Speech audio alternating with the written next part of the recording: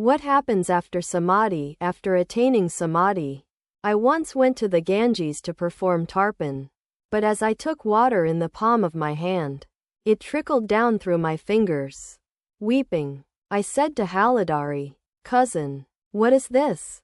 Haladari replied, "It is called Galita Asta in the holy books. After the vision of God, such duties as the performance of tarpan drop away. In the kirtan the devotee first sings, Natai Amar Mata Hati. As the devotional mood deepens, he simply sings, Hati, Hati. Next, all he can sing is, Hati. And last of all he simply sings, Ha, and goes into samadhi. The man who has been singing all the while then becomes speechless. Again, at a feast given to the Brahmins, one at first hears much noise of talking. When the guests sit on the floor with leaf plates in front of them, much of the noise ceases.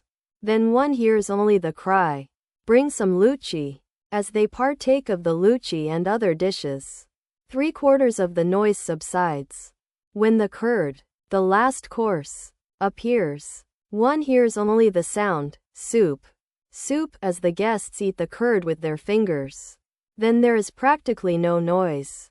Afterwards all retire to sleep, and absolute silence reigns. Therefore I say, at the beginning of religious life a man makes much ado about work.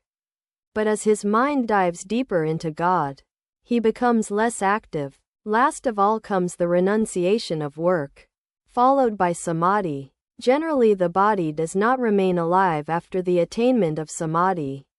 The only exceptions are such sages as Narada, who keep their bodies alive in order to bring spiritual light to others. It is also true of divine incarnations. Like Chaitanya, after the well is dug, one generally throws away the spade and the basket, but some keep them in order to help their neighbors. The great souls who retain their bodies after samadhi feel compassion for the suffering of others. They are not so selfish as to be satisfied with their own illumination. You are well aware of the nature of selfish people. If you ask them to spit at a particular place, they won't, lest it should do you good. If you ask them to bring a sweetmeat worth a cent from the store, they will perhaps lick it on the way back. All laugh. But the manifestations of divine power are different in different beings. Ordinary souls are afraid to teach others. A piece of worthless timber may itself somehow float across the water, but it sinks even under the weight of a bird. Sages like Narada are like a heavy log of wood, which not only floats on the water but also can carry men, cows, and even elephants. To Shivanath and the other Brahmo devotees, can you tell me why you dwell so much on the powers and glories of God? I asked the same thing of Kashab Sen. One day Kashab and his party came to the temple garden at Dakshineswar. I told them I wanted to hear how they lectured. A meeting was arranged in the paved courtyard above the bathing ghat on the Ganges, where Kashab gave a talk. He spoke very well. I went into a trance. After the lecture I said to Kashab, "Why do you so often say such things as, 'O God, what beautiful flowers thou hast made. O God, thou hast created the heavens, the stars, and the ocean,' and so on?" Those who love splendor themselves are fond of dwelling on God's splendor.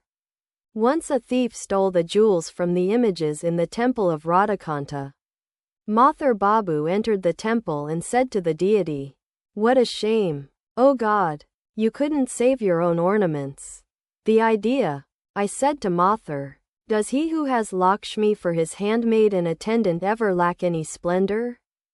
Those jewels may be precious to you, but to God they are no better than lumps of clay. Shame on you. You shouldn't have spoken so meanly. What riches can you give to God to magnify his glory? Therefore I say, a man seeks the person in whom he finds joy.